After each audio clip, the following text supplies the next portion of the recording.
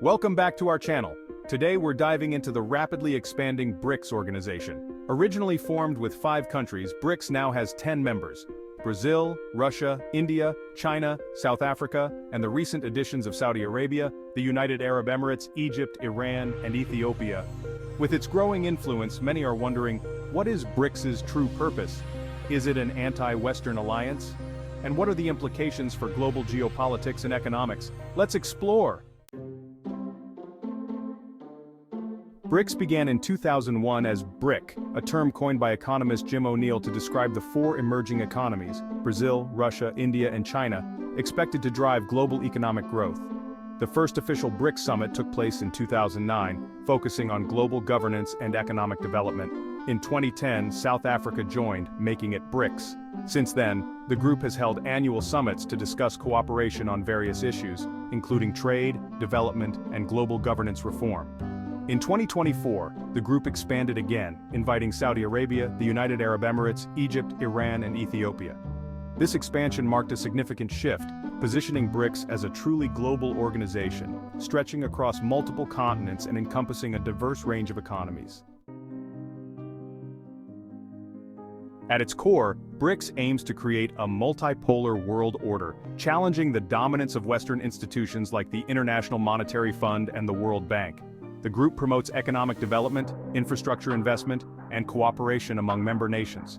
The BRICS New Development Bank, founded in 2014, is a key tool for this, providing financial support for development projects in member countries and beyond. BRICS leaders have frequently called for reforms in international institutions to reflect the growing influence of emerging economies.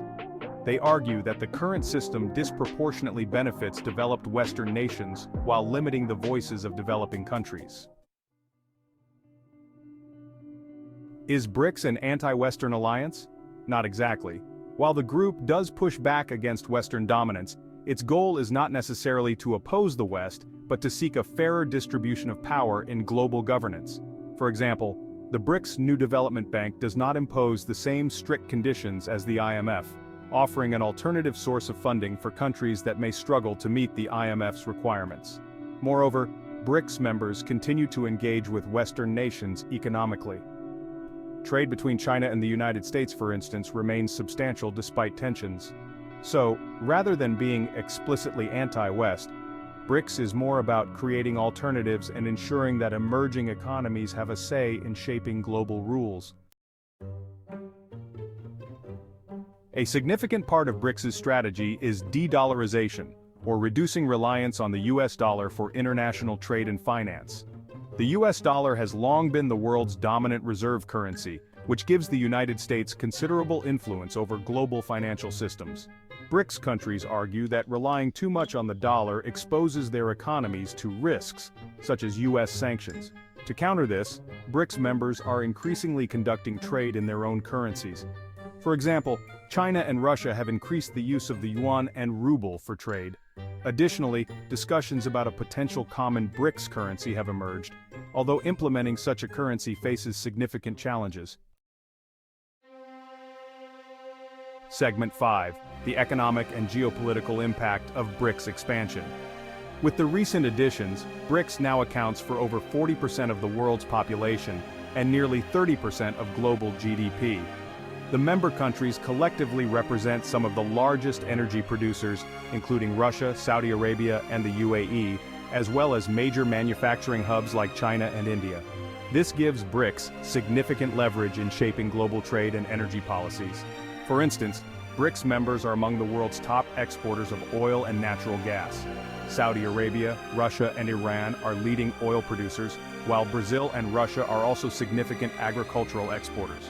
This economic clout allows the organization to influence commodity markets, negotiate better trade terms, and push for changes in how international trade is conducted.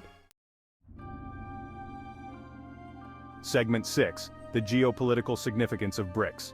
Beyond economics, the expansion of BRICS has substantial geopolitical implications. As the organization grows, it can potentially reshape the global balance of power.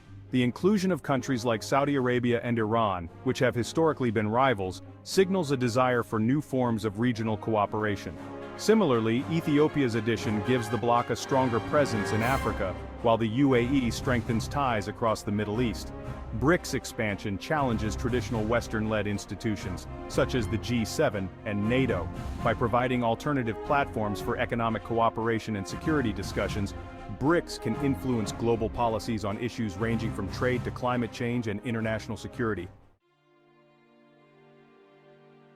Segment 7, Key Facts and Data about BRICS members. Let's look at some facts that highlight BRICS' significance. 1. Population.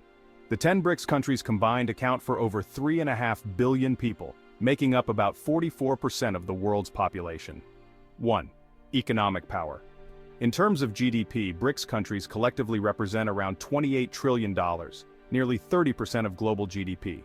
1. Trade volume. BRICS members trade with each other exceeds $8 trillion annually, driven by strong trade relationships in energy, technology, and agriculture. 1. Natural resources. BRICS countries control significant portions of the world's resources: oil, natural gas, minerals, and agricultural products. Closing segment. As BRICS continues to grow, its influence on global politics and economics is undeniable. While it seeks to challenge Western dominance, its primary goal is to create a more balanced and multipolar world. With more countries expressing interest in joining, BRICS may become even more significant in shaping the future. What do you think? Is BRICS a threat to the West, or is it simply leveling the playing field? Let us know in the comments below.